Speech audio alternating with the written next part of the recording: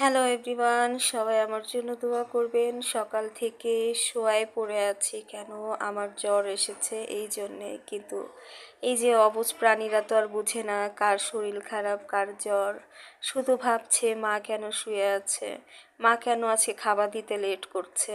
তো এই যে শোয়ার থেকে বাধ্য হয়ে উঠে চলে আসলাম, বিড়ালদের খাবার রান্না করব। সকালে একবার শুধু ক্যাট ফুড খেয়েছে, এখন দুপুর 2টা বাজে, বিড়ালদের এখনও খাওয়া হয়নি। তো এই তো বিড়ালদের খাবার দিব, একটুও সহ্য হচ্ছে না, পায়ের নিচে ঘুরঘুর করেছে এরা।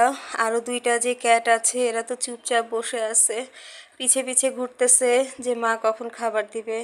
তো এভরিওয়ান, সবাই দোয়া করবেন আমি যেন সুস্থ হয়ে যাই, কারণ আমি অসুস্থ থাকলে আমার বিড়ালগুলো, ঘরের মানুষগুলো সবাই না খেয়ে থাকতে হয়।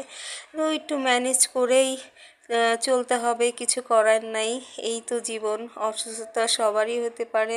তো আল্লাহ হাফেজ, সবাই ভালো থাকবেন।